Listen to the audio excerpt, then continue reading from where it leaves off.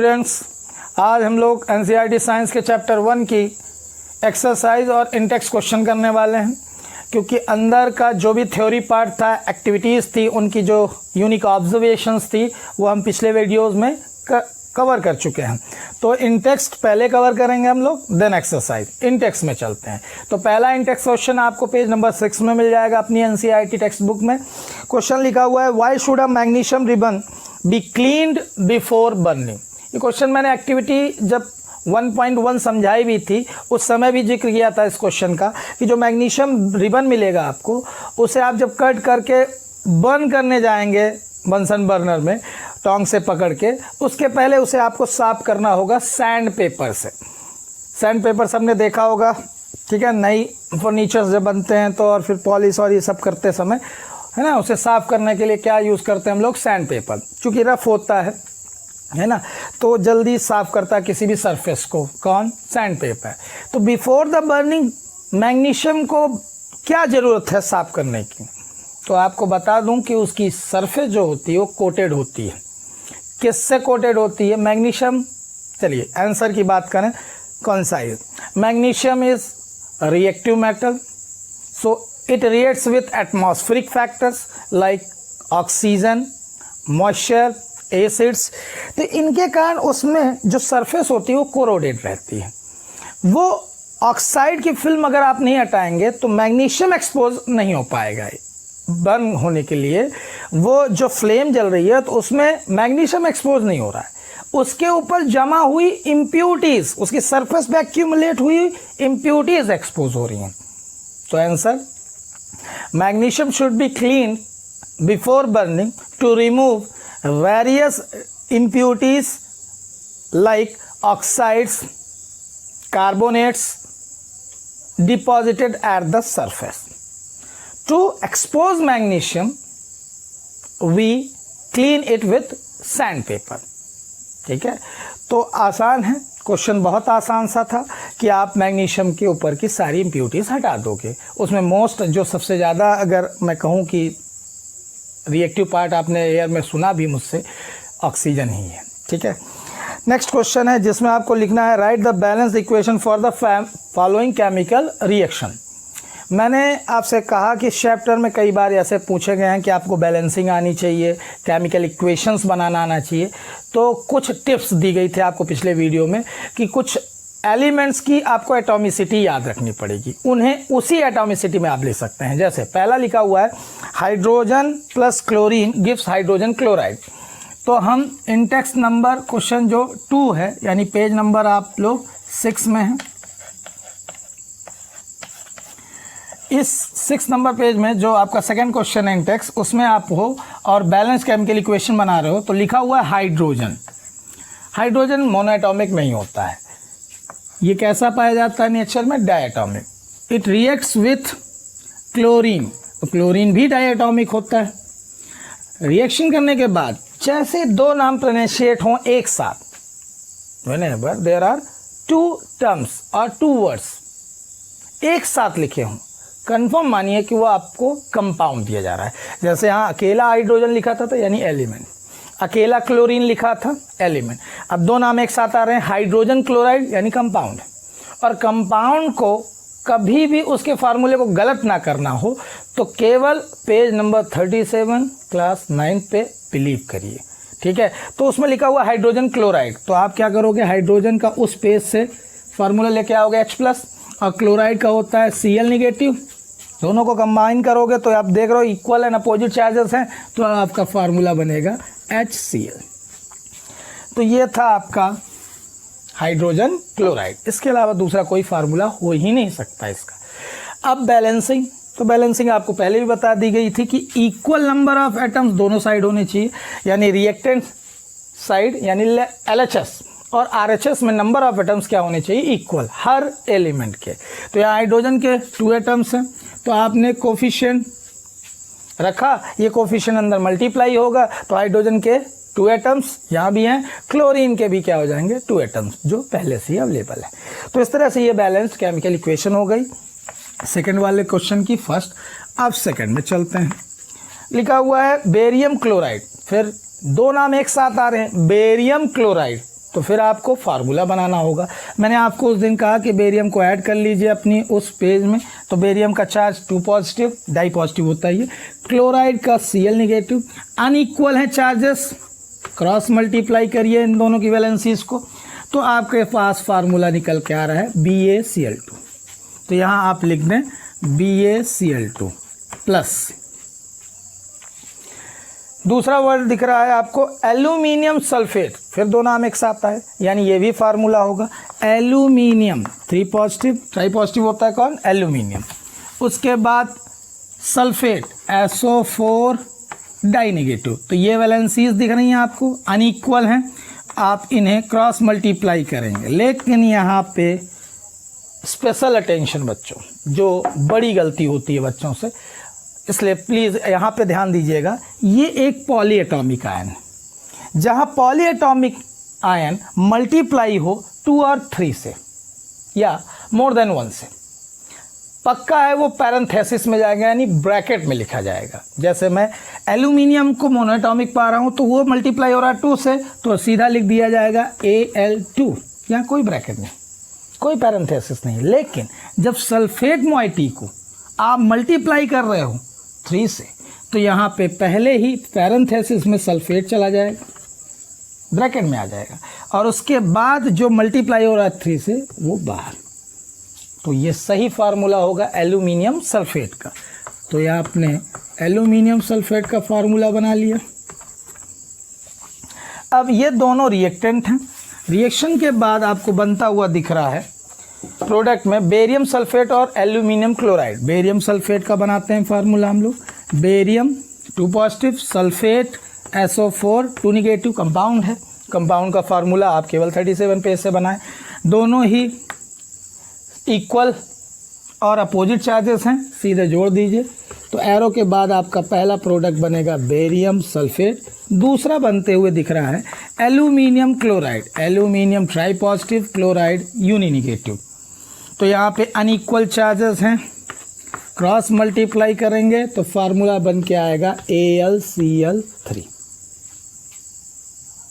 तो ये रिएक्शन बन गई है केमिकल इक्वेशन। क्या बैलेंस्ड है? नहीं। अगर अनइक्वल एटम्स हैं दोनों साइड LHS और RHS में, तब तक वो बैलेंस्ड केमिकल इक्वेशन नहीं मानी जाएगी। तो अगर हम देखें, शुरुआत करें बेरियम से, तो बेरियम का 1 एटम दोनों तरफ, क्लोरीन डाई है यानी 2 एटम है, यहाँ थ्राइस है, तो आपको यहाँ दिख रहे हैं अनइक्वल नंबर।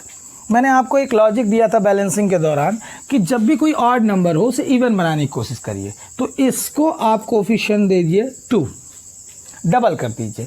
तो जैसे ही डबल करेंगे तो एल्यूमिनियम भी डबल हो जाएगा, ये डिस्टर्ब होगा, तो ये पहले से ही बैलेंस है, कोई डिस्टर्बेंस नहीं। अब आए आप क्लोरीन में, 2 3 जा 6, यहाँ दिख रहा है आपको 2, तो आप 3 कोफिशिएंट जैसे ही इंक्लूड करेंगे, 3 2 जा 6, तो क्लोरीन तो बैलेंस हुआ, लेकिन डिस्टर्बेंस किस में आया? बेरियम में। तो बेरियम को आप बैलेंस करने के लिए कोफिशिएंट ऐड करेंगे क्या? 3। तो जैसे 3 आएगा तो बेरियम बैलेंस, और सल्फेट कितना है? होल थ्राइस हो जाएगा।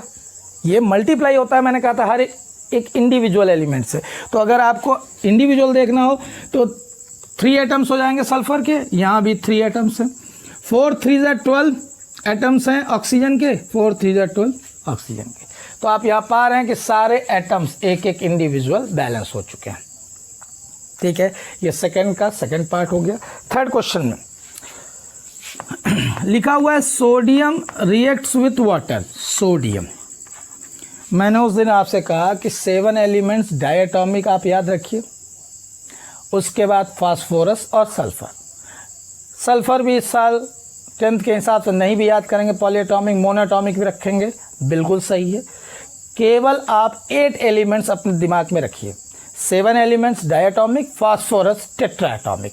वैसे आपको मैं कहूँ कि आगे जितनी भी रिएक्शंस आएंगी इस साल, उन रिएक्शंस में फास्फोरस का भी जिक्र नहीं मिलेगा। तो आप 7 एलिमेंट्स को अपने दिमाग में रखिए, यही डायटॉमिक लिखना है मुझे, और बाकी सबको मोनोएटॉमिक लिखना है मुझे। तो सोडियम कैसा लिखा है मैंने? मोनोएटॉमिक। अब वो रिएक्ट कर रहा है किससे? वाटर से। तो वाटर तो एक कंपाउंड है जिसका फिक्स्ड फार्मूला है, सबको पता है, H2O। रिएक्शन के बाद बन रहा है सोडियम हाइड्रोक्साइड, 2 नाम एक साथ प्रोनाउंशिएट हो रहे हैं, कंपाउंड है। तो आप कंपाउंड किस तरह से बनाते हैं, Na positive hydroxide OH negative, positive negative equal हैं, यानी आपका फार्मूला बन गया NaOH। एक बात और बच्चों, हर एक एलिमेंट का साइज़ बराबर रखिए। जैसे ये स्मॉल लेटर में ऑक्सीजन और हाइड्रोजन एलिमेंट हैं इंडिविजुअल, तो मैंने इन दोनों के साइज़ इक्वल रखे हैं, N को कैपिटल रखा इन्हीं के साइज़ का। तो हर एक एलिमेंट को लिखने का एक ढंग हमने 9th में सीखा था कि अगर एक से ज़्यादा लेटर हैं तो फर्स्ट लेटर हमेशा क्या रहेगा, कैपिटल, बाकी आगे आने वाले सभी लेटर्स स्मॉल होंगे, ठीक है। और दूसरा, अगर इंडिविजुअल है तो हमेशा वो कैपिटल में ही लिखा जाएगा, क्योंकि कई बार लिखते लिखते हमसे गलती होती है, जैसे ये ऐसा लिखा जाए और ऐसा लिखा जाए, दोनों में बहुत बड़ा अंतर है। ये कोबाल्ट एक मेटल एलिमेंट है और ये कार्बन मोनोऑक्साइड एक कंपाउंड हो जाएगा। यानी एक छोटी सी गलती, साइज़ अगर आपने डिफ़र कर दिया, तो आप ये ध्यान रखेंगे कि जब एलिमेंट आप लिख रहे हों तो उनके साइजेस क्या हों, कैपिटल्स में हों, ठीक है। और दूसरा, वहाँ पे आपको लिखा गया है हाइड्रोजन गैस, तो हाइड्रोजन यानी अकेला एलिमेंट है, तो ये उन 7 एलिमेंट्स में आता है जो डाईएटॉमिक होते हैं। तो डाईएटॉमिक स्टेट में पाया जाता है कौन, हाइड्रोजन। रिएक्शन बैलेंस है कि नहीं, तो चलें देख लेते हैं। सोडियम 1 बैलेंस है, हाइड्रोजन 2 एटम हैं, तो यहाँ पे 2 + 1 3 हो गए। फिर मैंने कहा कि इधर RHS में मुझे प्रोडक्ट साइड दिख रहे हैं ऑड नंबर में, तो ऑड ये बना रहा है कि ये बना रहा है, तो ये तो इवन नंबर में है, यही ऑड बना रहा है। तो आप यहाँ नहीं कुछ करेंगे क्योंकि आप फार्मूला गलत नहीं करेंगे। तो आप कोफिशिएंट जब इंक्लूड करेंगे तो ये ऑड से इवन में आ जाएगा। आया कहीं 2 + 2 4 हो गए एटम्स। अब जब से ही हाइड्रोजन के 4 एटम्स हुए, यहाँ तो 2 ही दिख रहे हैं, तो आप इसे डबल करोगे, तो hydrogen balance 4 atoms 4 atoms RHS LHS में। अब ऑक्सीजन देख लीजिए यहाँ पे, तो ऑक्सीजन डबल हो चुका है, यहाँ भी डबल है, ऑक्सीजन भी बैलेंस। अब सोडियम को लास्टली आप देखते हो तो वो भी इक्वल हो जाएगा। तो ये हो गई balanced chemical equation. Question number 3 में चलते हैं। इन्हें आपको वर्ड इक्वेशन के फॉर्म में दिया गया था अभी सेकंड क्वेश्चन में, जिन्हें केमिकल इक्वेशन देन बैलेंसिंग करना था। अब वर्ड्स में ही दिया गया है केमिकल रिएक्शंस को। थर्ड वाले क्वेश्चन में लिखा है right a balanced chemical equation with state symbols for following reaction.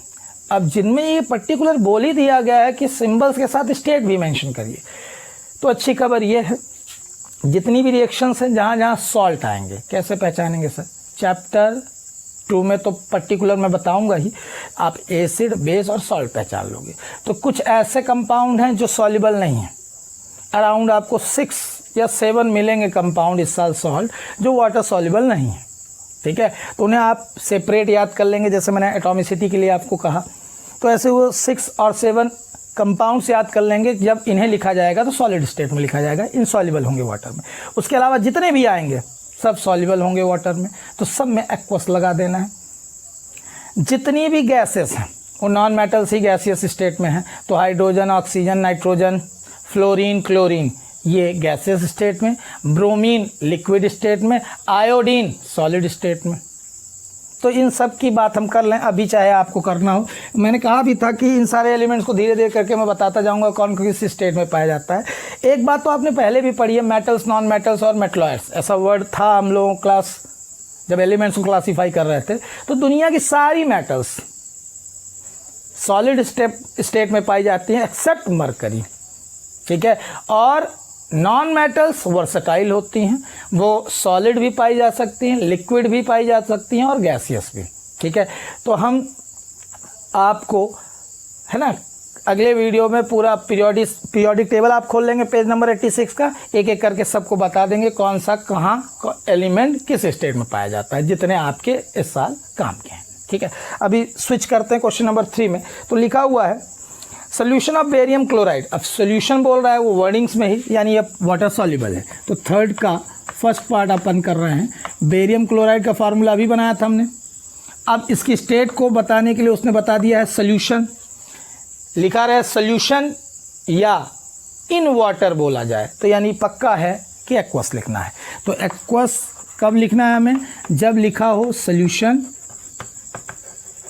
या लिखा हो इन वाटर, इन दोनों ही केस में हमको क्या लिख देना है, एक्वस। फिर बेरियम क्लोराइड सॉल्यूशन को किस में डाला गया, सोडियम सल्फेट इन वाटर। फिर देखिए इन वाटर बोला यानी आपको क्या लगाना है, एक्वस। तो सोडियम सल्फेट का पहले सही फार्मूला हम बना लेंगे पेज नंबर 37 क्लास 9 के हिसाब से। सोडियम का फार्मूला हो गया Na पॉजिटिव, सल्फेट का हो गया SO4 2 नेगेटिव। क्या इक्वल चार्जेस हैं, नहीं, क्रॉस मल्टीप्लाई कर दीजिए 1 2, तो यहाँ सोडियम का मल्टीप्लिकेशन 2 से हो रहा है, Na2 और सल्फेट हो गया SO4। अब इन वाटर बोला है तो यानी कन्फर्म में इसकी स्टेट क्या लिख देंगे हम, एक्वस। ये हो गए हमारे रिएक्टेंट। अब चलते हैं प्रोडक्ट की तरफ। प्रोडक्ट में आपको पहला बनता हुआ दिख रहा है, to give insoluble barium sulphate. Insoluble बोला है, बेरियम सल्फेट का भी फार्मूला हम लोगों ने बनाया था इसी वीडियो में, बेरियम सल्फेट। अब इनसॉल्युबल बोला है यानी वाटर में नहीं घुलेगा, इनसॉल्युबल है मतलब वाटर में नहीं घुलेगा। उसके बाद दूसरा आपका जो कंपाउंड बन रहा है वो सोल्यूशन ऑफ सोडियम क्लोराइड बोल रहा है। सोल्यूशन बोल रहा है मतलब सोडियम क्लोराइड आपका वाटर में सॉल्युबल होगा। जहाँ सोल्यूशन बोले या इन वाटर बोले आपको क्या लगा देना है, एक्वस। अब रिएक्शन बैलेंस है कि नहीं वो एक बार देख लेंगे। तो बेरियम बैलेंस्ड है, क्लोराइड यानी क्लोरीन के एटम्स यहाँ पे 1 दिख रहा है, यहाँ 2 दिख रहा है, आप कोफिशिएंट इंक्लूड करेंगे, सोडियम डबल हो जाएंगे, यहाँ भी डबल है, सल्फेट की मोइटी दोनों तरफ इक्वल। सेकंड में चलते हैं हम लोग। सेकंड वाले में कहा जा रहा है आपसे सोडियम हाइड्रोक्साइड सोल्यूशन, 2 टर्म आई हैं एक साथ, सोडियम हाइड्रोक्साइड यानी कंपाउंड है। आप सोडियम हाइड्रोक्साइड पहले भी बना चुके हैं तो वो हो गया NaOH। सोल्यूशन बोला है यानी आपको लिखना है एक्वस। एक्वस लिखने के बाद आप अगले कंपाउंड में जाते हैं तो यहाँ लिखा हुआ है कि sodium hydroxide solution reacts with hydrochloric acid. तो बच्चों कुछ एसिड्स हैं जो इस साल आपको याद कर लेना चाहिए क्योंकि केमिकल इक्वेशन में आते रहेंगे। ये हाइड्रोक्लोरिक एसिड है। किंग ऑफ केमिकल एक्टिविटी 1.3 में आपने सुन लिया है सल्फ्यूरिक एसिड का नाम। फिर नाइट्रिक एसिड आता है HNO3 नाइट्रिक एसिड, और चैप्टर 4 में कई बार जिक्र होगा इसका, बहुत है ना, ब्रॉड एक्सप्लेनेशन भी है वहाँ पे, एसिडिक एसिड या एथेनोइक एसिड।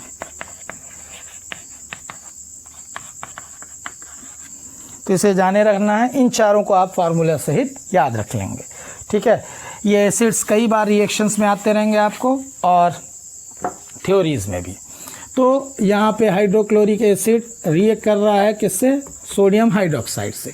रिएक्शन करने के बाद आपको मिलता है सॉल्यूशन, फिर मिल रहा है किसका, सोडियम क्लोराइड का या सोडियम क्लोराइड इन वाटर। तो आप NaCl एक्वस लिख देंगे। अब जहाँ वर्ड लिखा है एंड वाटर, इन वाटर नहीं लिखा है, एंड वाटर मतलब वो एक सेपरेट प्रोडक्ट है। तो आप वाटर को अलग से, और इसकी स्टेट आप सब जानते हैं लिक्विड स्टेट में पाया जाता है। इक्वेशन पहले से ही बैलेंस्ड है, आप देख सकते हैं, सोडियम 1 1, ऑक्सीजन 1 1, हाइड्रोजन 1 + 1 2 2 और क्लोरीन 1 1, ठीक है। तो ये पेज नंबर 6 के आपके इंडेक्स क्वेश्चन हुए। अब आगे चलते हैं तो पेज नंबर आपको पहुंच जाना है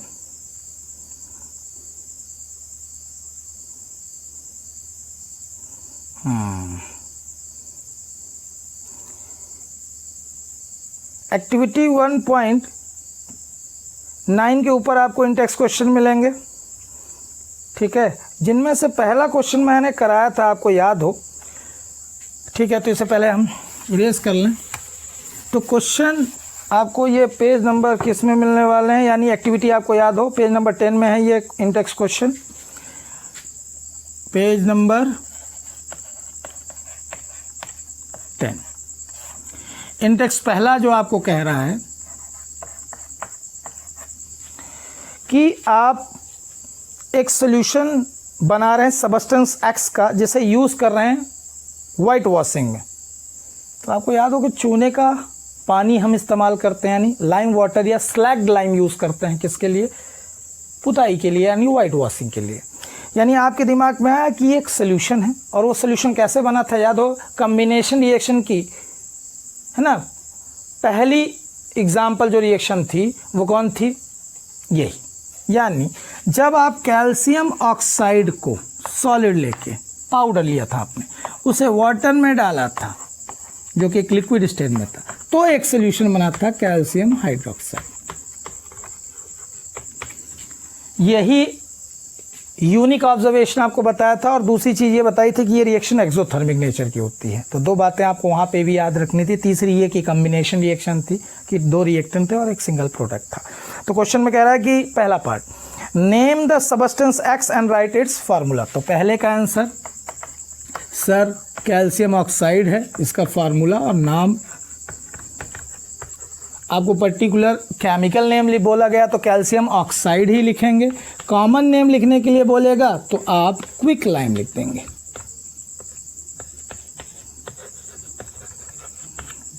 तो यहाँ बात याद रखिएगा, क्विक लाइम इसका कॉमन नेम है और कैल्शियम ऑक्साइड इसका केमिकल नेम है। और ये इस सेकंड वाले क्वेश्चन की right the reaction of substance x. Substance x कौन है यहाँ पे, कैल्शियम ऑक्साइड। इसकी रिएक्शन आपको किससे करने के लिए कह रहा है, वाटर के साथ। तो ये सेकंड का आंसर हो गया। क्या ये बैलेंस्ड केमिकल इक्वेशन है, वो देख लें। कैल्शियम 1 1, ऑक्सीजन 1 + 1 2 LHS में, तो 2 यहाँ भी है, हाइड्रोजन 2 हाइड्रोजन 2, बैलेंस्ड है केमिकल इक्वेशन। सेकंड क्वेश्चन, इसे भी आपको एक्टिविटी 1.7 में समझाया गया था। क्या कि एक्टिविटी 1.7 में दो गैसेस कलेक्ट हुई थी, hydrogen at cathode, oxygen at anode. तो वहाँ पे आपसे क्वेश्चन था कि कौन सी गैस डबल वॉल्यूम में कलेक्ट होती थी, तो उसका आंसर क्या था, हाइड्रोजन।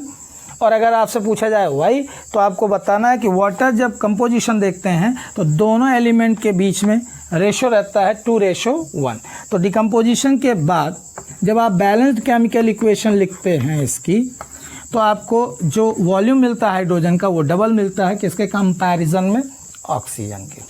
ठीक है, तो आपको बैलेंस्ड केमिकल इक्वेशन के ही टर्म्स में जवाब भी दे देना है और रेशो बता देना है। ठीक है, अब अगले इंटेक्स्ट क्वेश्चन में चलते हैं।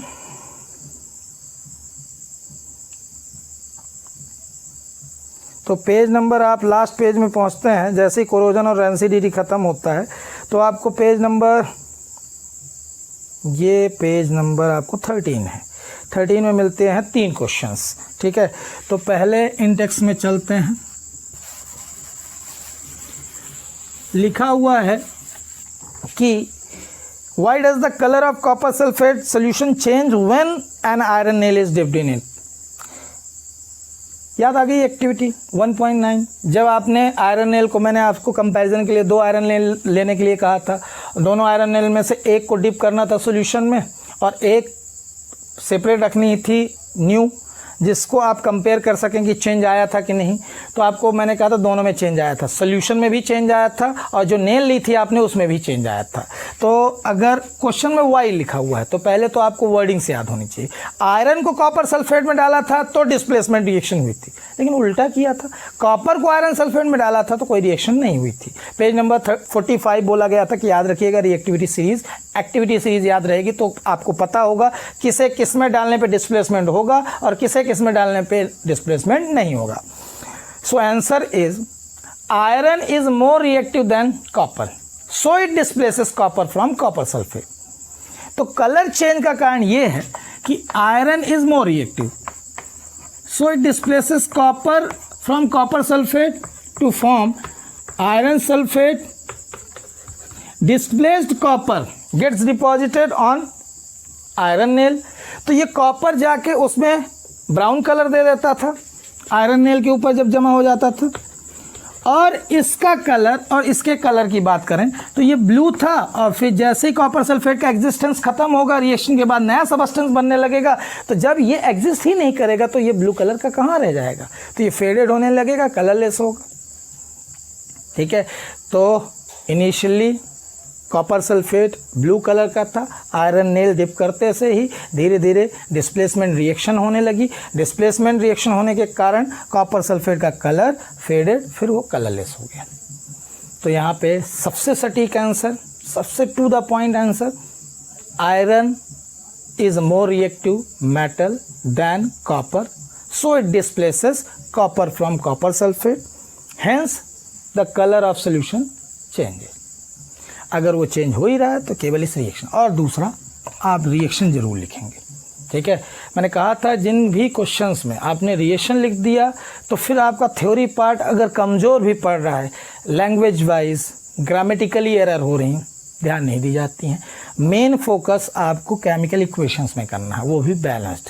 तो ये बैलेंस्ड है केमिकल इक्वेशन, पहले से ही सारे आइटम्स आप देखेंगे काउंट करके सभी इक्वल हैं, ठीक है। तो बैलेंस्ड केमिकल इक्वेशन सबसे सही आंसर माना जाएगा आपके क्वेश्चन का, ठीक है। सेकेंड क्वेश्चन लिखा है give an example of double displacement reaction other than the one given in activity 1.10। मैंने कहा था कि इस एक्टिविटी में 1.10 में जो इक्वेशन दी गई उसके अलावा भी कई आपको, है ना, मिलेंगे एग्जाम्पल। उनमें से एक एग्जाम्पल अच्छा छोटा सा ले लेते हैं अपन, जिसे बैलेंस भी ना करना पड़े हमें, ठीक है।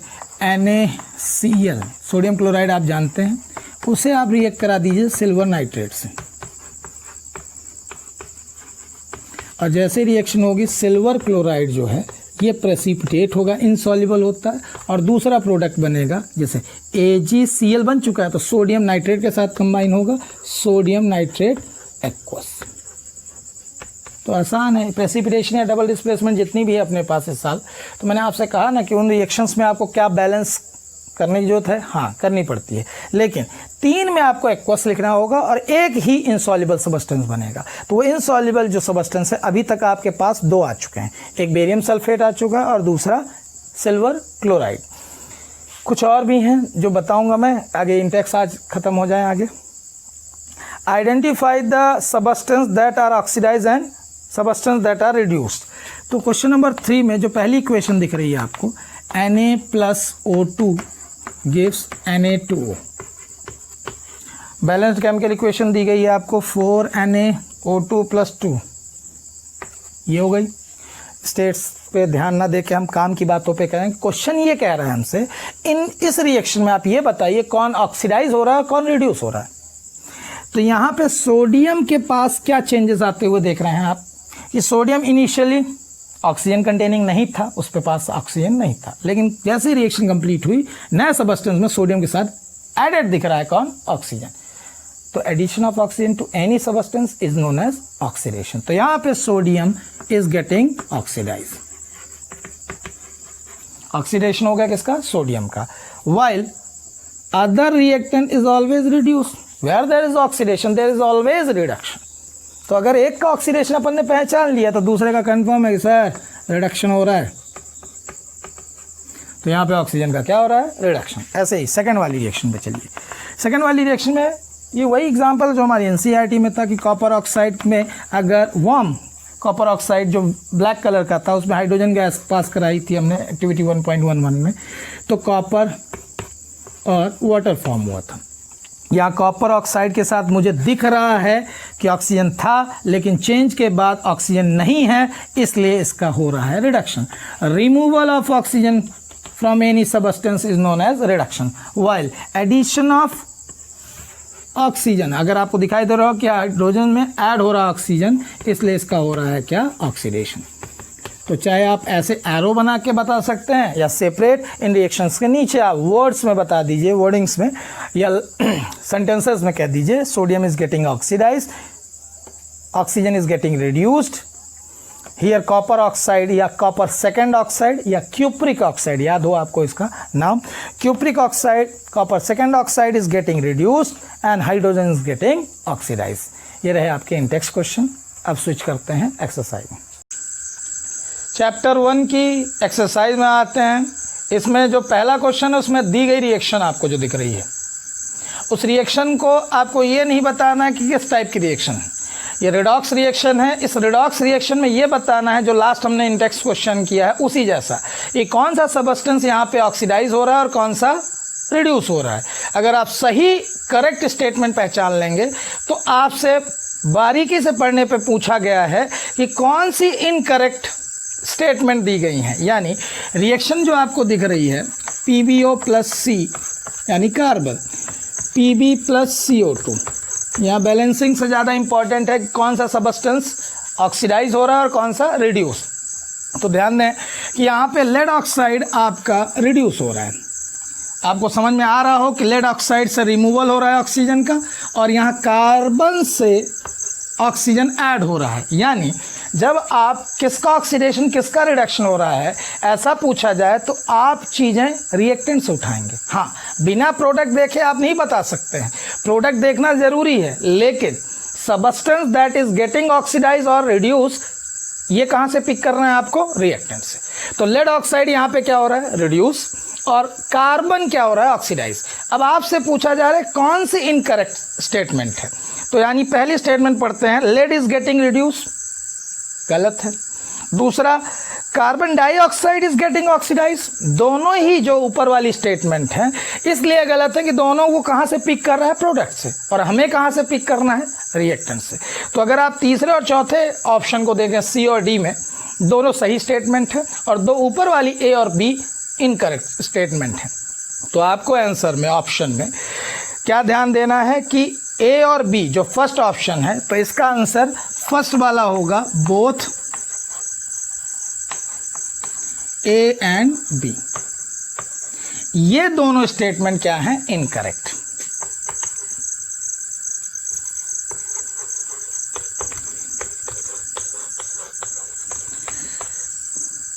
मैं सारी एक्सरसाइज तो कवर कर रहा हूं।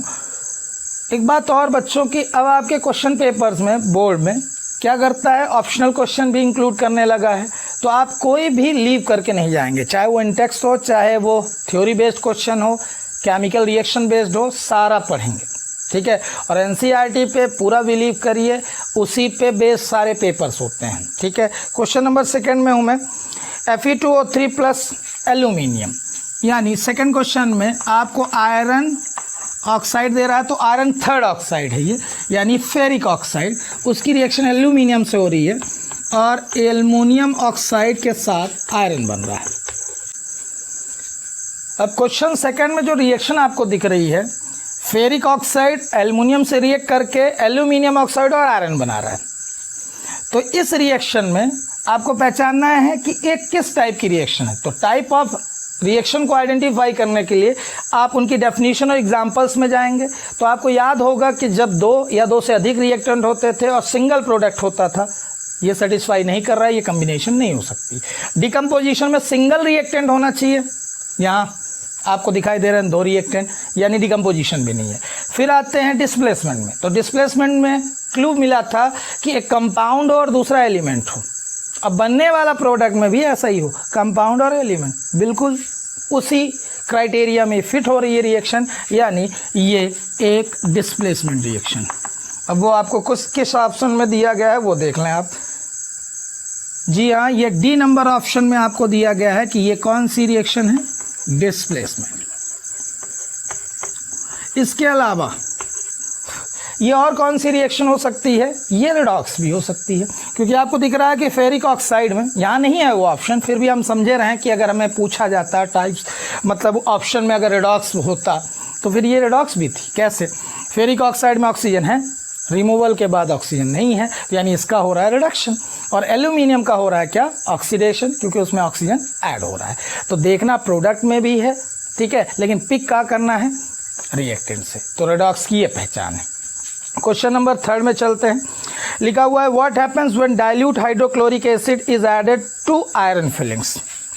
क्वेश्चन नंबर 3 में आपसे आयरन फिलिंग्स, यानी आयरन जो आप सॉलिड आयरन पाते हैं, आपको मैंने कहा था कि आयरन फिलिंग्स पाना हो तो आप सैंड में, है ना, एक मैग्नेट डाल के उसको देर तक शेक करेंगे, फिर निकालेंगे तो बहुत माइन्यूट ब्लैक कलर के पार्टिकल्स उससे चिपके हुए दिखेंगे आपको, वो आयरन फिलिंग्स थी। आयरन फिलिंग्स को आपको डाइल्यूट हाइड्रोक्लोरिक एसिड में ऐड करना है। मैंने कहा था कुछ एसिड्स हैं जिन्हें आपको याद रखना है। तो ये अगर दोनों रिएक्ट करें, आयरन की फेवरेबल वैलेंसी जो एक्वस सोल्यूशन में स्टेबल होती है वो आयरन 2 पॉजिटिव, ठीक।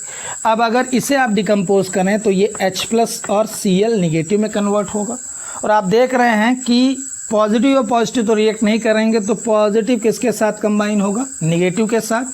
तो ये बनेगा FeCl2। अगर दिखाई दे रहा हो अनइक्वल होने के कारण वैलेंसीज, तो ये बना और साथ में हाइड्रोजन गैस लिबरेट हुई। हाइड्रोजन इस फॉर्म में एग्जिस्ट ना करके हाइड्रोजन गैस बन के, है ना, इवॉल्यूट हो जाएगा। अब इस पूरी रिएक्शन में प्रोडक्ट क्या बन रहा है बच्चों? आयरन क्लोराइड और दूसरा बन रहा है हाइड्रोजन गैस। तो ये रिएक्शन हुई क्यों, उसका कारण पकड़ते हैं। तो iron is more reactive then hydrogen, activity series page number 45 में, iron is more reactive then hydrogen, so it displaces hydrogen from compound. तो आप ये डिस्प्लेसमेंट रिएक्शन पाते हो, ये डिस्प्लेसमेंट भी है। और दूसरा, यहाँ टाइप्स नहीं पूछा है, तो ये प्रोडक्ट आपको प्रिडिक्ट करने के लिए बोल रहा है कि क्या प्रोडक्ट होगा। तो अगर आप आयंस में डिसोसिएट करना जानते हैं तो आपके लिए आसान है रिएक्शन का टाइप भी पहचानना और रिएक्शन कंप्लीट भी करना। तो यहाँ पे आपको पहला ही ऑप्शन कह रहा है A number, hydrogen gas and iron chloride are produce, यही सही ऑप्शन है। तो ये रिएक्शन लिख लीजिएगा वहाँ पे और ए नंबर आपका सही। ठीक है, तो ये ऑप्शनल क्वेश्चन खत्म होते हैं। क्वेश्चन नंबर 4 में चलता हूँ। तो क्वेश्चन आप पढ़ रहे हो तो लिखा है what is balanced chemical equation. जो चीज़ें अंदर कवर की गई हैं उन्हें आपको एक बार मैं रिवाइज कर दूंगा, बाकी चीज़ें लिखने के लिए वहाँ बता दी गई हैं आपको। तो जो रिएक्शन है, क्वेश्चन है what is balanced chemical equation, a chemical equation which contains equal number of atoms in both reactant and product sides of each element is known as balanced chemical equation। Reaction को balance करना जरूरी क्यों है?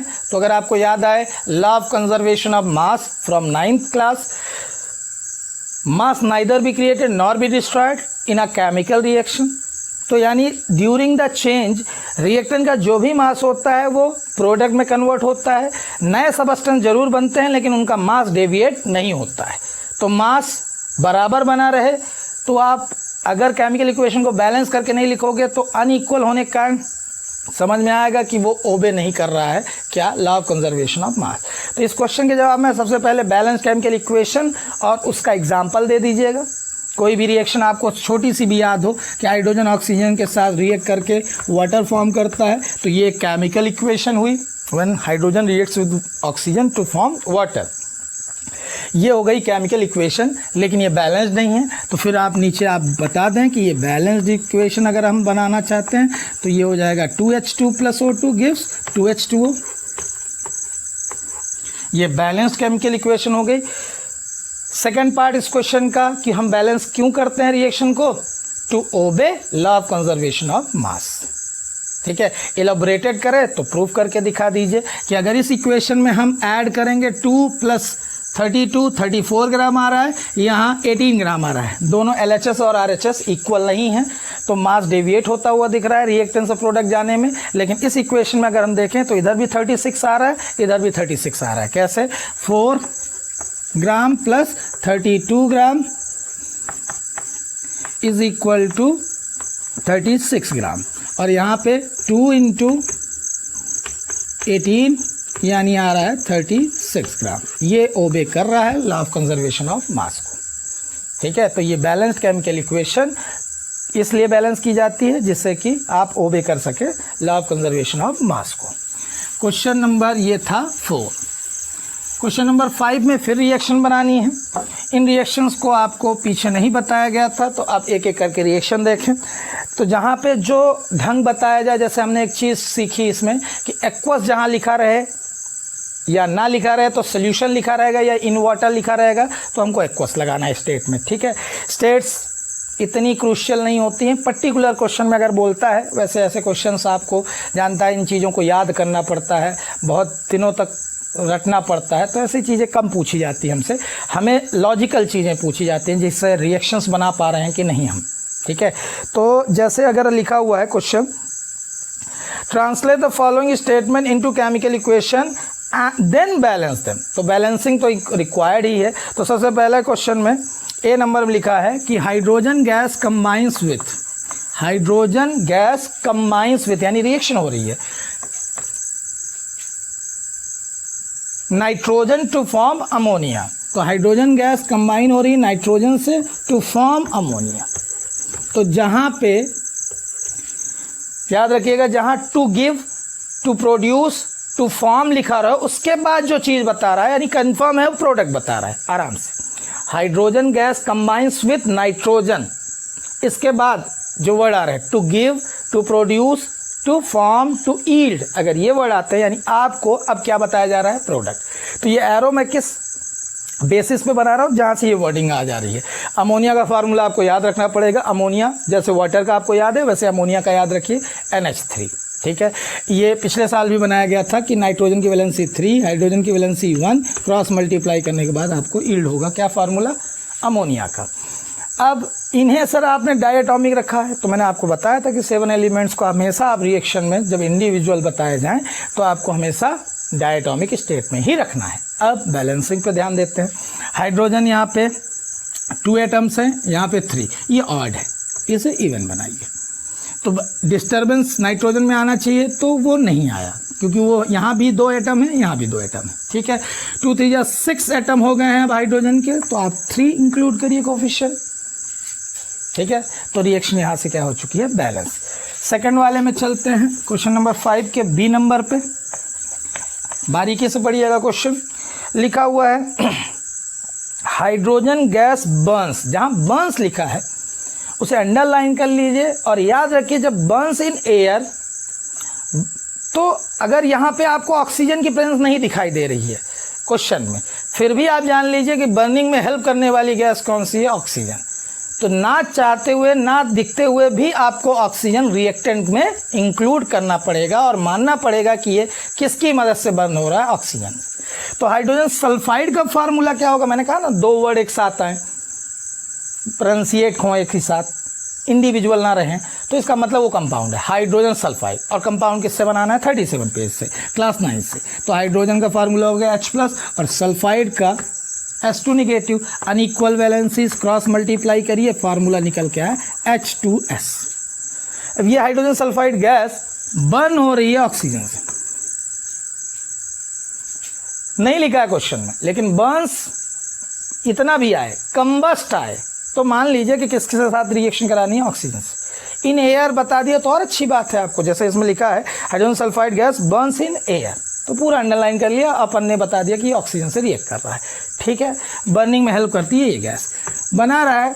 अब यहीं पे word पकड़िएगा, to give आ गया, टू गिव, तो जहाँ to give, to form, to produce, to yield word आए, इसके बाद किसका जिक्र हो रहा है, प्रोडक्ट का। Water and sulphur dioxide, water आप जानते ही हैं, सल्फर डाइऑक्साइड जैसे आपने कार्बन डाइऑक्साइड का याद किया है फार्मूला CO2, ऐसे ही आप सल्फर डाइऑक्साइड का याद रखिए क्या, SO2।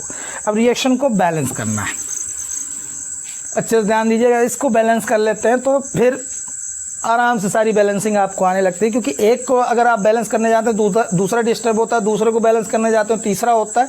अल्टीमेटली रिएक्शन में बारीकी से ध्यान देने पे सारा कुछ बैलेंस हो जाता है। जैसे हाइड्रोजन डबल है, कोई दिक्कत नहीं, सल्फर एक है यहाँ पे, एक यहाँ भी है, कोई दिक्कत नहीं। अब चलते हैं ऑक्सीजन में, तो यहाँ पे 2 एटम है, यहाँ 1 + 2 3 एटम्स, और ये बना रहा है कि वो, और ये बना रहा है, तो आप इंक्लूड करिए कोफिशिएंट 2। डिस्टर्बेंस किस में आ गया बच्चों, हाइड्रोजन में, तो हाइड्रोजन जैसे ही आपका 4 एटम हो गया तो यहाँ इंक्लूड करिए। जैसे ही इसे बैलेंस करने जाते हैं सल्फर डिस्टर्ब हो गया, डबल हो गया, तो आप यहाँ पे लाइए। अब सल्फर को बैलेंस कर लिया तो अल्टीमेटली ऑक्सीजन भी डिस्टर्ब हुआ, लेकिन ये इंडिविजुअल लिखा है तो आप आराम से उसे बैलेंस कर सकते हैं। तो फाइनली काउंट करिए ऑक्सीजन, 2 + 4 कितने हो गए, 6, यानी आप 3 इंक्लूड कर दीजिए, रिएक्शन हो गई बैलेंस। आराम से पॉज करके देख लीजिएगा, इसे आराम से देखिएगा, अगर बैलेंस करना आ गया इस रिएक्शन को सेपरेट आपने से ही, तो बहुत आसान हो जाएगा फिर आपके लिए बैलेंस से। ठीक है, क्वेश्चन नंबर 3 में चलते हैं, यानी 5th के 3rd में। C, barium chloride reacts with aluminium sulphate. Same question ये इंटेक्स में भी हो चुका है, मैं एक बार लिख दे रहा हूँ, अगर आपको याद ना आए तो बताइएगा। बेरियम क्लोराइड एल्यूमिनियम सल्फेट, मैंने ऐसे कहा था पैरेंथेसिस में रखिएगा, इसे ब्रैकेट आता है, पॉलीएटॉमिक आयन है, बनता है बेरियम सल्फेट और साथ में एल्यूमिनियम क्लोराइड। वहाँ पे आपको इसे बैलेंस करके भी दिखाया था कि यहाँ पे ये इवन नंबर में था, ये ऑड में, इसे आपने डबल किया। ठीक है, तो एल्यूमिनियम बैलेंस हो गया था, सल्फेट भी बैलेंस हो गया था, बस बेरियम डिस्टर्ब ना हो। यहाँ पे ट्रिपल है तो यहाँ भी ट्रिपल किया, तो सल्फेट मॉइटी भी ट्रिपल हो गई थी, बैलेंस्ड हो गई थी chemical equation. Question number 5th का डी जो आपको दिख रहा है, potassium metal reacts with water to give, ऐसी रिएक्शन वहाँ भी थी आपको इंटेक्स में, sodium reacts with water, page number 6 वाली, ठीक है। तो यहाँ पे अगर आप डी नंबर में जाते हो तो सोडियम की जगह कौन सी मेटल आ गई, पोटेशियम। सारी मेटल्स मोनोएटॉमिक होती हैं, उन 7 के अलावा जो भी आपको लिखना है मोनोएटॉमिक लिखना है। पोटेशियम रिएक्ट कर रहा है किसके साथ, वाटर के साथ। अब जहाँ पे कंपाउंड आ जाता है तो थोड़ा ध्यान से फार्मूले बनाइएगा। पोटेशियम हाइड्रोक्साइड, पोटेशियम का फार्मूला, हाइड्रोक्साइड कंबाइन होगा तो क्या बनेगा, KOH, और साथ में कौन सी गैस लिबरेट होते हुए बता रहा है, हाइड्रोजन गैस। रिएक्शन बैलेंस होनी चाहिए, तो अगर बैलेंसिंग में डिस्टर्ब करेगा इस बार तो हाइड्रोजन यहाँ पे 2 एटम्स हैं, यहाँ पे 1 + 2 3 होगा, ये ऑड है तो ये डिस्टर्ब होगा, तो इसलिए आप इसमें 2 लगा दें। ऑक्सीजन डबल हो चुका है तो इसे आप 2 लगाएं तो हाइड्रोजन 4 हो गया, तो 2 + 2 बैलेंस। तो ये बैलेंस केमिकल इक्वेशन हो गई क्वेश्चन नंबर 5 में। छापिएगा नहीं, इसे समझ के लिखना है, खुद से करना है बच्चों। जितना ज़्यादा केमिकल इक्वेशंस के सही फार्मूले बनाओगे, प्रैक्टिस होती जाएगी, आपको नीड नहीं है कि किसी चीज़ को याद करें फिर, ठीक है। चीज़ों को आप समझने लगे कि 7 एलिमेंट्स को डायटॉमिक लिखना है, बाकी सबको मोनोएटॉमिक रखना है। कुछ के फार्मूले याद रखने चाहिए जो बचपन से ही याद होने चाहिए, क्लास 9th में इवन याद हो जाने चाहिए। इवन आपको वाटर तो 6th क्लास से ही स्टार्ट हो गया होगा या उसके पहले से भी याद रहा होगा। तो ऐसे कुछ फार्मूले हैं जो आपको धीरे धीरे प्रैक्टिस में आते आते हैं, वाटर को आपको बताने की जरूरत नहीं पड़ती है कि सर उसका फार्मूला H2 होता है। ऐसे ही कुछ ऐसे फार्मूले जैसे अमोनिया आया, सल्फर डाइऑक्साइड आया, तो इनके फार्मूले आपको याद थे, याद होते जाएंगे धीरे धीरे, इतनी बार आएंगे।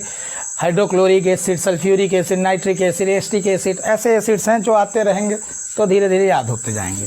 क्वेश्चन नंबर 6 में अगर आप ध्यान दें तो लिखा हुआ है कि इन्हें बैलेंस करना है। बैलेंसिंग फिर वही कि मैं अगर आपको यहाँ पे लिख लिख के बताऊँ तो दिक्कत है कि मैं करूँगा तो आपसे आएंगी, ये ज़रूरी नहीं।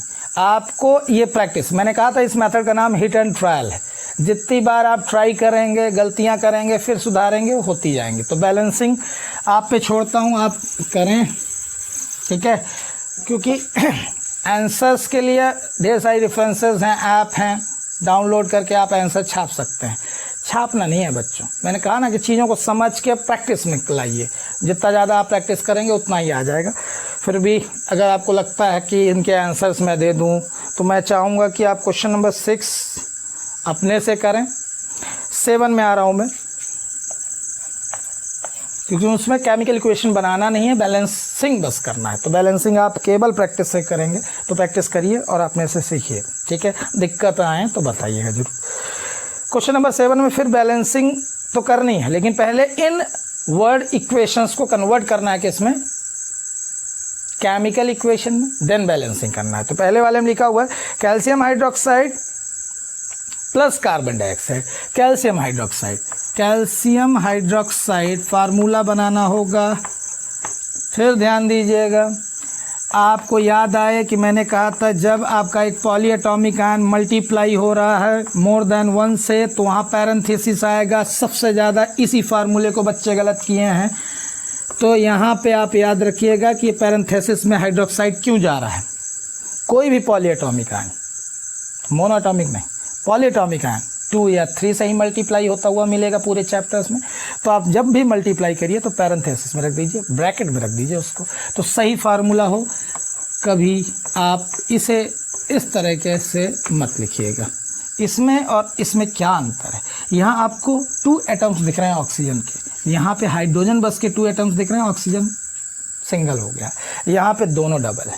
तो इतना अंतर आएगा, लॉ ऑफ कंजर्वेशन ऑफ मास नहीं प्रूफ हो पाएगा। बैलेंसिंग में दिक्कतें आएंगी, तो फार्मूला सही बनाइएगा। कैल्शियम हाइड्रोक्साइड रिएक्ट कर रहा है कार्बन डाइऑक्साइड से, फार्मूला बनाने की जरूरत नहीं है, आपको पता है पहले से ही फार्मूला कार्बन डाइऑक्साइड का। देन रिएक्ट करके बना रहा है कैल्शियम कार्बोनेट, फिर वही कैल्शियम का फार्मूला Ca2 पॉजिटिव, कार्बोनेट का CO3 2 negative, equal and opposite charges हैं, कंबाइन कर दीजिए CaCO3 प्लस वाटर। वाटर आप पहले से जानते हैं। अब इसे अगर बैलेंस करने की जरूरत पड़े तो पहले जल्दीबाजी मत करिए एक एटम देख के, सारे एटम्स पहले देख लीजिए बैलेंस्ड कौन से नहीं है, बारीकी से देखेंगे तो ये बैलेंस्ड है पहले से। कैसे बैलेंस्ड है? Calcium 1 1, oxygen 2 + 2 4 atoms, 3 + 1 4 atoms, hydrogen 2 2 balance, carbon 1 1, there is no need of balancing. तो यानी अगर कोई रिएक्शन प्रायोरिटी में आपको दिख रही है कि नहीं है बैलेंस, ऐसा नहीं, जल्दीबाजी बिल्कुल नहीं करना है। कई बार रिएक्शंस पहले से ही बैलेंस्ड होती हैं तो उन्हें आप एक्स्ट्रा एफर्ट मत डालें। क्वेश्चन नंबर 7 के सेकंड में, सेकंड वाले क्वेश्चन में कह रहा है zinc reacts with silver nitrate to give zinc nitrate plus silver. Displacement reaction आपको समझ में आ रही हो कि element plus compound gives compound plus element, displacement है। अगर टाइप ऑफ रिएक्शन पूछता है तो अभी फिलहाल इसे केमिकल इक्वेशन में कन्वर्ट करना है। जिंक मोनोएटॉमिक लिखी जाएगी, उन 7 में ये नहीं आता है। ऊपर से मेटल है, सारी मेटल्स मोनोएटॉमिक लिखी जाती हैं। सिल्वर नाइट्रेट, दो नाम एक साथ आ रहे हैं इसलिए आपको फार्मूला बनाना होगा। Page number 37 class 9, +1 -1 equal opposite charges हैं, AgNO3 आपका फार्मूला हो गया। जिंक नाइट्रेट आपको प्रोडक्ट में दे रहा है, जिंक का फार्मूला हो गया zinc Zn2 positive, nitrate NO3 negative, 2 1 charges यानी वैलेंसीज आपने रख दी। क्रॉस मल्टीप्लाई किया तो जिंक मोनोएटॉमिक है तो Zn ही लिखा आपने, लेकिन NO3 पॉलीएटॉमिक आयन है और वो भी मल्टीप्लाई हो रहा है 2 से, पैरेंथेसिस बनाया आपने, नाइट्रेट अंदर, बाहर होल ट्वाइस। मैंने कहा था पॉलीएटॉमिक आयंस में आप याद करिए, जागते रहिएगा, गलती मत करिएगा। प्लस सिल्वर, सिल्वर भी एक मेटल है तो मेटल्स मोनोएटॉमिक लिखी जाती हैं। तो ये केमिकल इक्वेशन हो गई। अब बैलेंसिंग, तो जिंक आपका सिंगल एटम, सिल्वर 1 है, नाइट्रेट पूरा या इंडिविजुअल एलिमेंट भी गिन सकते हैं आप। नाइट्रोजन आपका यहाँ पे डबल है तो आपने डबल किया इसे, तो नाइट्रोजन डबल हो गया, 2 3 6 एटम हो गया किसके? ऑक्सीजन के, तो 3 2 6, ठीक है।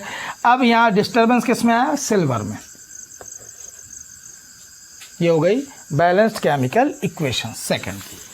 7 के थर्ड यानी सी में जाते हैं हम लोग, एल्यूमिनियम प्लस कॉपर क्लोराइड। आप थर्ड वाले में पा रहे हैं एल्यूमिनियम मोर रिएक्टिव मेटल जो रिएक्ट कर रही है कॉपर क्लोराइड में। अब ये ऐसे मैंने लिख दिया, मुझे आदत थी सही फार्मूले की, आपको याद आए कि कॉपर की favourable valency, copper 2 positive, chloride Cl negative, 2 1 cross multiply, क्या फार्मूला बना? CuCl2। इसके बाद एल्यूमिनियम क्लोराइड बोल रहा है, aluminium 3 positive, Cl negative, formula AlCl3 plus copper यानी मोनोएटॉमिक मेटल। तो यहाँ भी एल्यूमिनियम मोनोएटॉमिक लिखा है, मेटल है तो मेटल्स हमेशा कैसी लिखी जाती हैं? मोनोएटॉमिक, अदर देन दीज दो 7 एलिमेंट्स जो कि डायटॉमिक थे। रिएक्शन में बैलेंसिंग बाकी है, तो अगर आप एल्यूमिनियम देख रहे हैं सिंगल सिंगल दोनों तरफ, कॉपर दोनों तरफ सिंगल, लेकिन यहाँ इवन नंबर में है आपका कौन? क्लोरीन, यहाँ ऑड में है, डबल करिए इसे तो 2 3 6, तो यहाँ पे इंक्लूड करेगा आदमी 3, फिर 3 कॉपर हो जाने पे आप यहाँ पे 3 लाइए, एल्यूमिनियम डबल हो गया तो 2 लाइए। एक को सुधारने जाएंगे दूसरा डिस्टर्ब होगा, दूसरे को सुधारें तो तीसरा डिस्टर्ब है। अल्टीमेटली सब पे नज़र रखते रखते पूरी रिएक्शन बैलेंस हो जाएगी। क्वेश्चन नंबर 7 के डी में आ रहे हैं, ये रिएक्शन वही पुरानी जैसी कि आपको बेरियम क्लोराइड फिर एक बार मिला, कई बार फार्मूला बना चुके हैं तो धीरे धीरे याद हो जाता है। Potassium sulphate, potassium K positive, sulphate SO4 2 negative, 1 2 cross multiply किया K2SO4। अब यहाँ ब्रैकेट क्यों नहीं लगाया सर आपने? क्योंकि सल्फेट पॉलीएटॉमिक आयन तो है लेकिन मल्टीप्लाई 1 से हो रहा है, तो ब्रैकेट कब लगाना है? जब यहाँ पे 2 और 3 हो, ठीक है। बनने के बाद प्रोडक्ट में बन रहा है BaSO4 मीन्स बेरियम सल्फेट, और साथ में बन रहा है potassium chloride. Sir potassium chloride वही क्यों? क्योंकि K पॉजिटिव और Cl निगेटिव दोनों इक्वल एंड अपोजिट चार्जेस। तो अब बैलेंसिंग रिक्वायर्ड है। तो बेरियम क्लोराइड वाली जितनी भी रिएक्शंस है आपको याद रखना है, क्लोरीन ही उसमें है ना इम्बैलेंस रहता है, तो आप सीधे इसे डबल करिए तो पोटेशियम डबल हो जाएगा, तो यहाँ है ही है, क्लोरीन डबल हो चुका है। बाकी सारे बैलेंस रहेंगे। तो ये क्वेश्चन 7 हुआ। क्वेश्चन 8 में भी यही काम करना है और टाइप्स ऑफ रिएक्शन भी बतानी है। तो एक एक करके पहले केमिकल इक्वेशन बनाइएगा, फिर उसके बाद उसे बैलेंस करिएगा, देन टाइप ऑफ रिएक्शन बताइएगा। जैसे पहले क्वेश्चन नंबर 8 में फर्स्ट है जो कहता है पोटेशियम ब्रोमाइड। हाँ, इसमें गलती मत करिएगा क्योंकि ये फार्मूले पीछे नहीं आए हैं, तो जल्दीबाजी नहीं। पोटेशियम ब्रोमाइड, यहाँ आप देख रहे हैं कि equal and opposite charges, KBr formula बना। फिर barium iodide, barium Ba2 positive, iodide I negative, 2 1 cross multiply BaI2। States जो दी गई हैं आप लिखते चलेंगे। जैसे दोनों में एक्वस लिखा गया है तो यहाँ छोटा छोटा आपने एक्वस लिख दिया। फिर प्रोडक्ट में आपका बनता हुआ दिख रहा है, एक्सचेंज वाली रिएक्शन है, देखिए ना, यहाँ पे आयनिक एक्सचेंज हो जाएगा, KI के साथ पोटेशियम आयोडाइड, बेरियम ब्रोमीन के साथ, तो यहाँ अनइक्वल वैलेंसीज, मतलब फार्मूला बनेगा BaBr2 बेरियम ब्रोमाइड, जिसे आपको बताया है कि ये इनसॉल्युबल प्रेसिपिटेट बनेगा, यानी सॉलिड लिखा है, प्लस बन जाएगा पोटेशियम आयोडाइड। पोटेशियम आयोडाइड पहले दिया था, बेरियम ब्रोमाइड बाद में, तो इसमें मैंने कहा ना कि आगे पीछे आप लिख सकते हैं। 2 प्रोडक्ट हों, 2 से ज़्यादा हों, तो किसी को भी किसी सीक्वेंस में आप लिखते रहिए, ठीक है। अब ये डबल डिस्प्लेसमेंट है क्योंकि आयनिक एक्सचेंज हो रहा है, तो ये कौन सी रिएक्शन है? डबल डिस्प्लेसमेंट, ठीक है।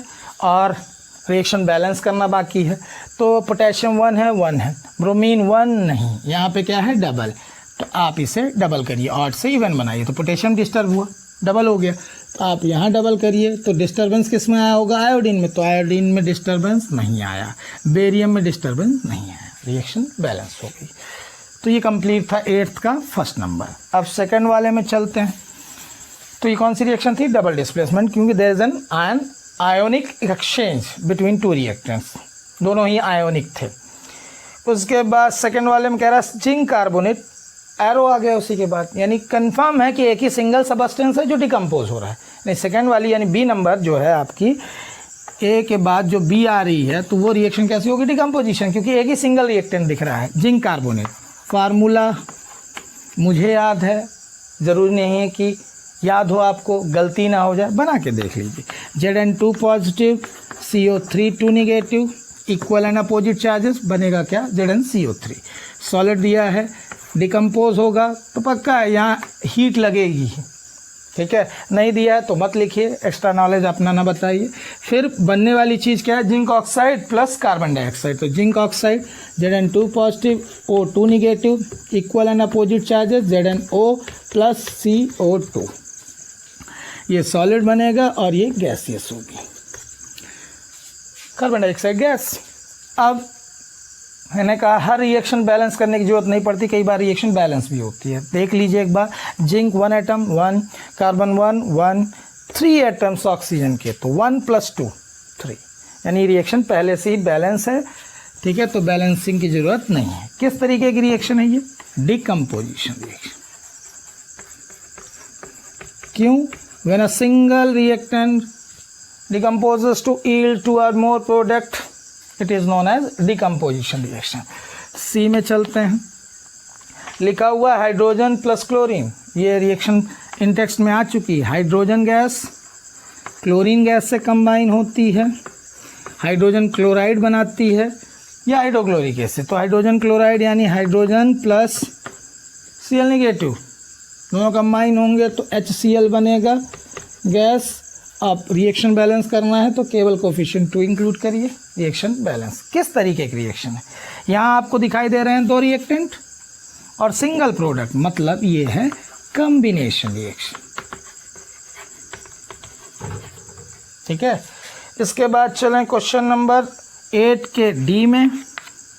तो इसमें लिखा हुआ है कि मैग्नीशियम हाइड्रोक्लोरिक एसिड से रिएक्शन कर रहा है। मैग्नीशियम मेटल है, 1.1 एक्टिविटी में भी आप पा चुके हैं, सॉलिड होगी। उसके बाद हाइड्रोक्लोरिक एसिड अब आपको याद होता जा रहा है, ठीक है। फार्मूला बन रहा है मैग्नीशियम क्लोराइड, तो मैग्नीशियम का चार्ज Mg2 पॉजिटिव, क्लोराइड का Cl नेगेटिव, क्रॉस मल्टीप्लाई करने के बाद बन रहा है MgCl2 प्लस हाइड्रोजन गैस, यानी H नहीं लिखोगे आप इसे H2 लिखोगे। रीज़न डायटोमिक, यहाँ ये सॉलिड है, ये एक्वस है, ये आपका सॉलिड बनता हुआ, या एक्वस भी बनेगा तो आपको तो दिया रहेगा कि क्या स्टेट है, एक्वस दिया है तो आप एक्वस लिखिए। और हाइड्रोजन गैस इवॉल्व हो रही है तो ये गैस अगर आपको कई बार ना लिखना हो तो एक एरो भी ऊपर बना सकते हैं कि ये गैस इवोल्यूशन हो रहा है, ठीक है। अब रिएक्शन को बैलेंस करने की जरूरत है, क्योंकि मैग्नीशियम 1 है, लेकिन यहाँ हाइड्रोजन 1, वहाँ 2, क्लोरीन डिस्टर्ब नहीं होगा। ये किस टाइप की रिएक्शन है, तो अगर आपको याद आए मेरी आइडेंटिफिकेशन की टेक्निक की, एलिमेंट कंपाउंड एलिमेंट, ऐसा अगर दिखा कंपाउंड प्लस यानी एलिमेंट प्लस कंपाउंड या कंपाउंड प्लस एलिमेंट, रिएक्टेंट में भी और प्रोडक्ट में भी दिख जाए, तो ये कौन सी है, डिस्प्लेसमेंट रिएक्शन। और यहाँ डिस्प्लेसमेंट किसका हो रहा है और कौन कर रहा है, अगर ये समझना हो, मैग्नीशियम मोर रिएक्टिव थी किससे, हाइड्रोजन से, तो डिस्प्लेस। क्वेश्चन नंबर 9 में आपसे पूछा जा रहा है what do you mean by endothermic and exothermic reaction, give examples. ये दोनों ही चीज़ें आपको लास्ट वीडियोस में बता दी गई हैं।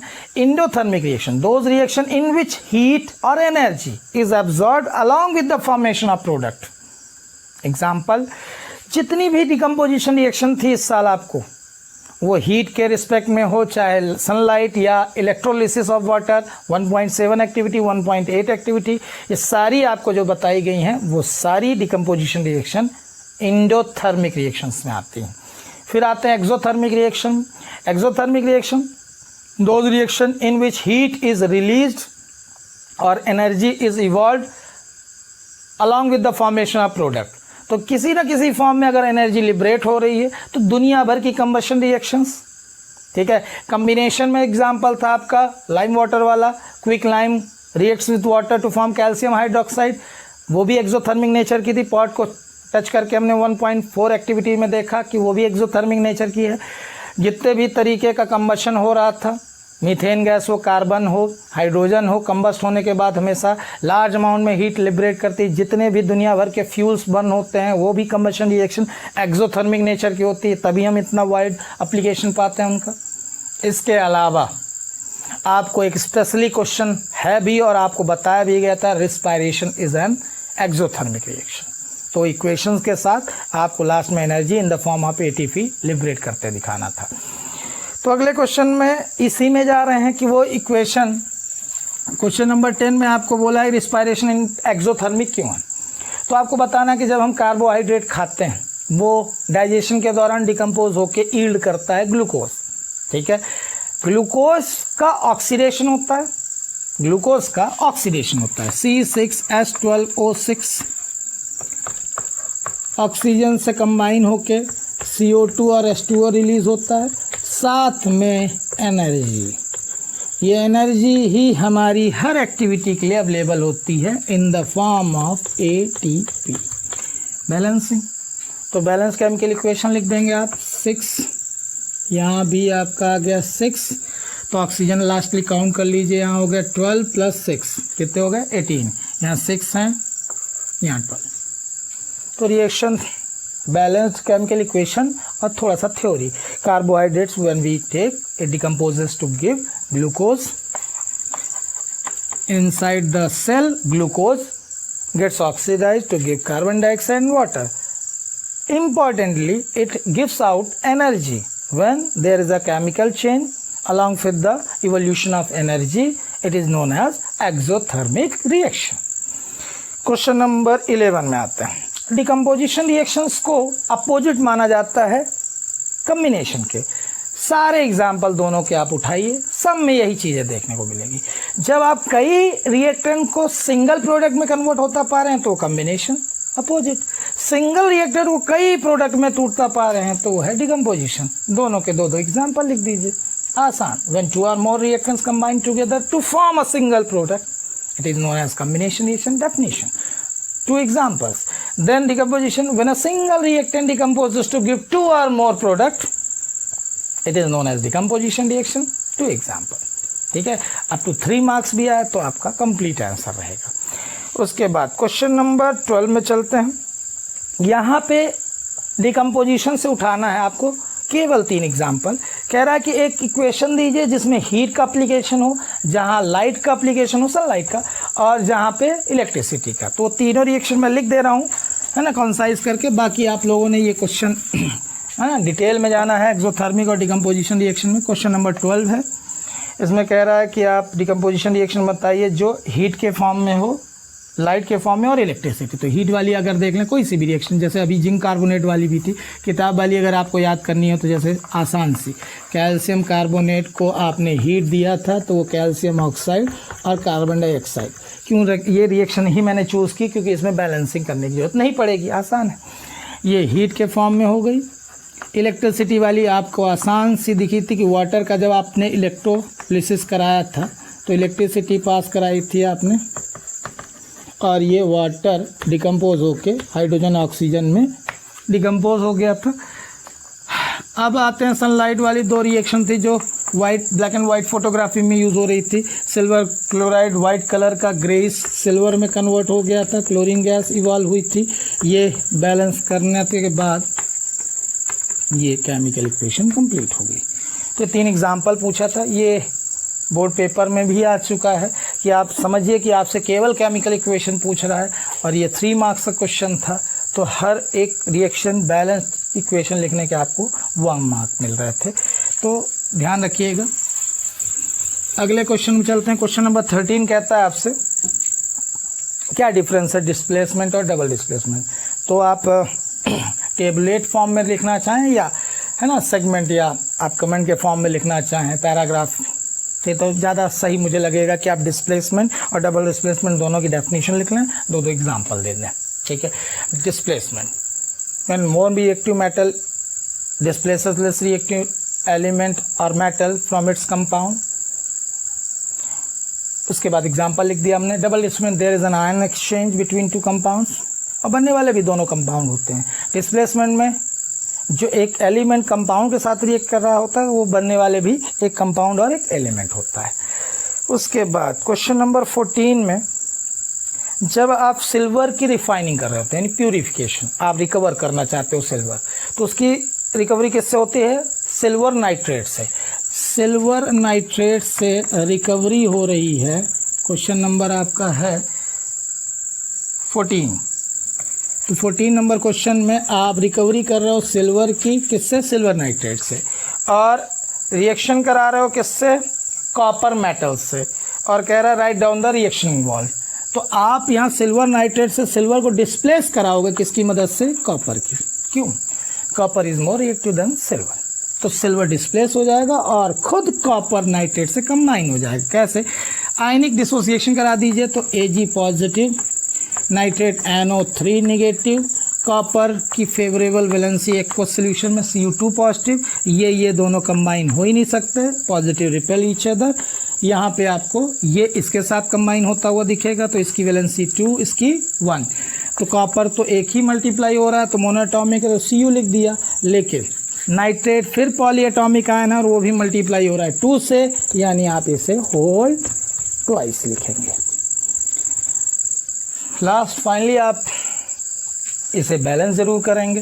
तो यहाँ कॉपर 1 ठीक है, नाइट्रेट डबल होता हुआ दिख रहा है, आप डबल कर दीजिए, तो पूरी NO3 मोइटी जो है नाइट्रेट डबल होता जाएगा, ठीक है। सिल्वर डबल हो चुका है तो आप 2 इंक्लूड कर दीजिए, ठीक है। तो ये बैलेंस केमिकल इक्वेशन हो गई, और नीचे आप बता दें कि ये डिस्प्लेसमेंट रिएक्शन है। यहाँ कॉपर मोर रिएक्टिव है किससे? सिल्वर से। Question number 15, what do you mean by precipitation reaction? Explain by giving example. Activity 1.10 के जस्ट ऊपर आपको ये पैराग्राफ, जस्ट नीचे उसको एक पैराग्राफ मिला था और आपको बताया भी गया था। जब कभी 2 आयनिक कंपाउंड या एक्वस सॉल्यूशन को मिक्स करिए और एक इनसॉल्युबल सबस्टेंस बॉटम में डिपॉजिट होता हुआ दिखे, वो सबस्टेंस कहलाता है प्रेसिपिटेट, और ऐसी रिएक्शन जिनमें ये होता है उसे प्रेसिपिटेशन रिएक्शन कहते हैं। When 2 compound aqueous solution react together to form an insoluble substance that get deposited at the bottom, which is known as precipitate, and those reaction in which precipitate is formed are known as precipitation reactions. Example आपको याद आए, 2 example हो चुके हैं। Other than activity 1.10 यानी barium chloride plus sodium sulphate gives barium sulphate plus sodium chloride, ये था हमारी किताब की 1.10 एक्टिविटी। एक छोटा सा आपने एग्जाम्पल देखा था, other than activity NaCl plus AgNO3 gives NaNO3 plus AgCl, और इसका मैंने आपको कलर भी बताया था कि वाइट कलर का ये प्रेसिपिटेट फॉर्म हुआ था, PPT सिल्वर क्लोराइड। बाकी इस तीनों ही एक्वा सॉल्यूशन थे। क्वेश्चन नंबर 16 पढ़ चुके हैं हम लोग। क्वेश्चन नंबर 16 में आपसे बोला जा रहा है कि ऑक्सीडेशन और रिडक्शन उनको समझाइए in terms of oxygen gain. तो अगर आपको एक अच्छा एग्जांपल याद आ जाता है किताब वाला ही, तो टेक्स्ट पार्ट में ही हमने पढ़ा था CuO को अगर आप रिएक्ट करा रहे थे यानी ब्लैक कलर कॉपर ऑक्साइड को हाइड्रोजन से, तो कॉपर और साथ में वाटर फॉर्म हुआ था। यहाँ बाकायदे 2 स्टेटमेंट आप बता दें, copper oxide is getting reduce as removal of oxygen is taking place, while hydrogen is getting oxidized as addition of oxygen takes place, ठीक है, is taking place। तो यहाँ पे आप क्या पा रहे हैं कि ऑक्सीजन के टर्म्स में ही आप बता रहे हो कि इसका रिडक्शन हो रहा है सर, और इसका ऑक्सीडेशन हो रहा है, ठीक है। where there is oxidation there is always reduction। अच्छा क्वेश्चन नंबर 17 नंबर वाले क्वेश्चन को आप बारीकी से पढ़िए एक बार। लिखा हुआ एक साइनी ब्राउन कलर एलिमेंट है X, जिसे अगर आप हीट करते हो तो वो ब्लैक कलर के कंपाउंड में कन्वर्ट हो जाता है। उस कंपाउंड को उसने कोई नाम नहीं दिया है, यानी Y ऐसा कुछ भी है ना, एब्रीविएशन नहीं दिया, सीधे उसका नाम पूछा आपसे, ब्लैक कलर कंपाउंड कौन है, ब्राउन कलर एलिमेंट कौन सा है। तो अगर आपको याद आए एक्टिविटी 1.11, तो यहाँ पे ये क्वेश्चन नंबर 17 है। 17 क्वेश्चन में आपको एक्टिविटी 1.10 आए कि 1 ग्राम आपने कॉपर लिया था, ब्राउन कलर का एलिमेंट, ये एलिमेंट X था, जिसे हीट किया था तो वो मैंने कहा ना एयर में हीट करोगे तो किससे कंबाइन होगा, ऑक्सीजन से। तो ऑक्सीजन से कंबाइन होके वो copper second oxide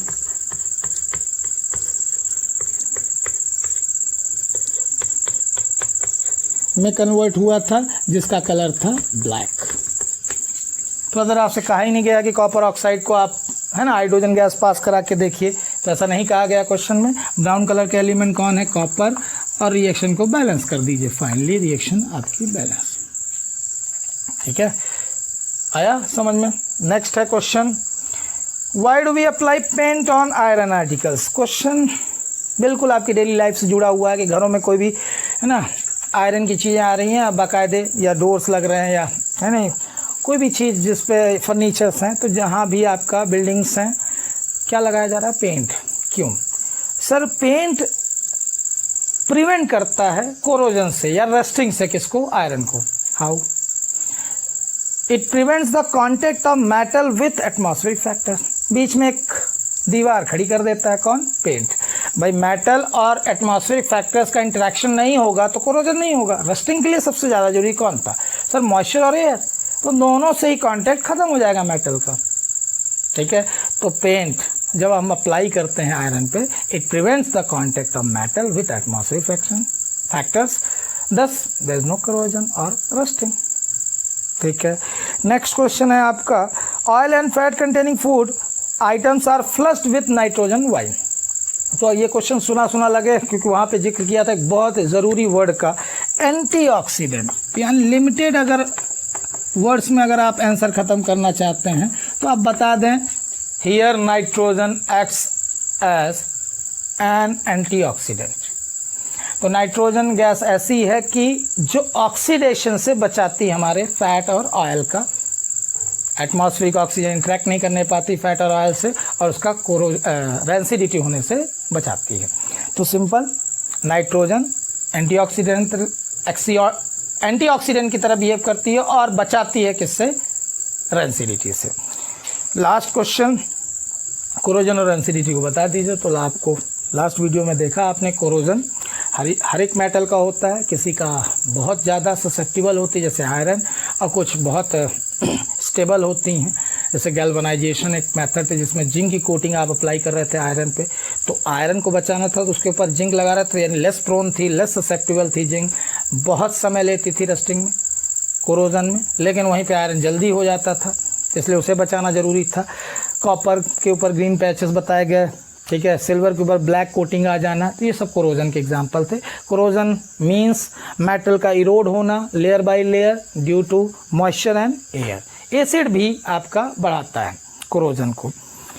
last rancidity, जब ऑयल और फैट कंटेनिंग फूड को आप ऑक्सीजन के संपर्क में आने देते हो तो ऑक्सीजन जाके ऑक्सीडाइज कर देता है सारे फैट एंड ऑयल को, उसका टेस्ट और है ना स्मेल चेंज हो जाना, वो खाने लायक ना रह जाए वो, तो इसे रैंसिडिटी कहते हैं इस प्रोसेस को। और इससे बचाने के लिए मैंने आपको ये वर्ड पहले भी बताया था, ठीक है। धन्यवाद। इस तरह से आपका चैप्टर